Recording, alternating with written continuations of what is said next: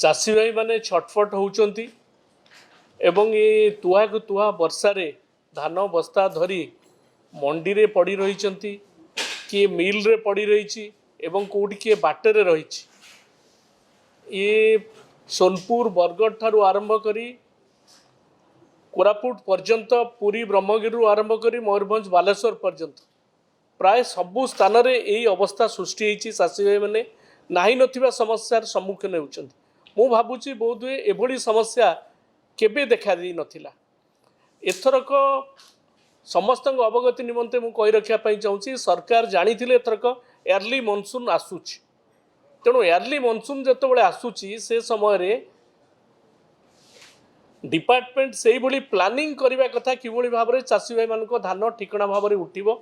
ओदा होबनी एवं ताकू ग्रहण करा जिवो ठिकणा पैसा दिया जिवो से बाबद रे कोनोसी प्लानिंग हेई पारला नाही।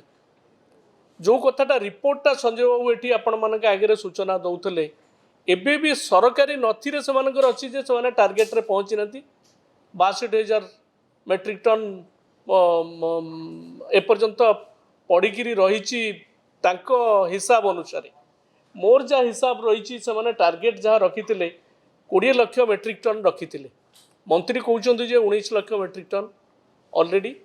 उठे सारे मु तो वास्तवताटा मु ताकू ग्रहण करूनी एवं से जो मंतव्यटी आपण आज देखिले तांकर कहिबार मंत्री से बहुत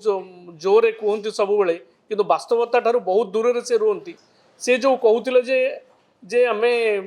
जिते जहाँ अच्छे समस्त उठे नेबू आज हूँ लास्ट डेट 30 जून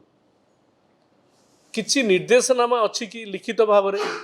से आज दिनक भितर पुणी ता सहित आई स्कैन करके आई स्कैन करके से उठेबे आउ 6 घंटा भितर जिते धान सब जोटी पड़ी रही उठेबार किसी व्यवस्था तांकर कौन अच्छी से बाबद लिखित भाव में कौन रखिंट से बाबद स्पष्ट करवा दरकार। एसबू दिगरे मोर कहवा कथा स्वच्छता आसवा दरकार अच्छी क्लारिटी आसवा दरकार अच्छी चाषी भाई मैंने जानवा दरकार अच्छी कौन हो जो टोकन गुड़िक लाप्स होती से लाप्स टोकन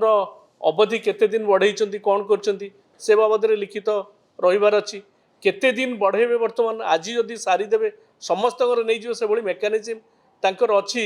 जोटा को 30 तारीख जून पर्यंत डेट दिखाई करें जदि 6 घंटा भितर से अवधि रे सबू नहीं जिवे से कथा स्पष्ट करवा दरकार। जो चाषी भाई मान धान ओदा हो जाकर भूल से कौटी रहा से ओदा धान को किभली भाव से ग्रहण करेंगे केमिति नेबे को प्रक्रिया नेबे से बाबद स्पष्ट होगा दरकार। एवं मु आपन को कही रखापी चाहूँगी एटी डबल इंजिन सरकार कहते एटी सरकार अच्छा सेठी सरकार अच्छा मु जानी भारत सरकार किसी या भितर अनुमतिर आवश्यकता रही सी चिठी देइचंती कि भारत सरकार कौन रिप्लाई देइचंती से बाबद स्पष्टता रहीबार आवश्यकता अच्छी अवधि बढ़ाइवाई। एवं द्वितीय कथा जो स्वच्छता आणवे बोली डबल इंजिन सरकार कही तेणु निजे डेप्यूटी चीफ मिनिस्टर एवं आमर मंत्री विभाग मंत्री आडमिट करिसेंती जे छत्तीसगढ़ धान आसिक बुलानी आम राज्य रे एक कथा से माने एक्सेप्ट करिसेंती ये सबु जिनस सत्वे आमे किंतु चाषी भाई मानकर जो समस्या आज देखा देइछि धान उठी पारिनी तांको धान ओदा हो जाइछि से निजे ओदा होकर आज टीवी रे आमे देखुचु विभिन्न चैनल रे देखुचु चाषी मैंने विभिन्न स्थान में ठिया होती धान बस्ता धरिकी ये बाबद में कौन पदक्षेप नौकरी एवं निहाती कम रे जो कथाटा आमर दाबी आज कराला माननीय मुख्यमंत्री की माननीय मुख्यमंत्री बरगढ़ में चाषी समावेश कहते चाषी भाई मान मु अच्छी एवं धान किणा बिका नहीं मु निजे ताकू रिव्यू करी से निजे मुख्यमंत्री घोषणा करिसेंती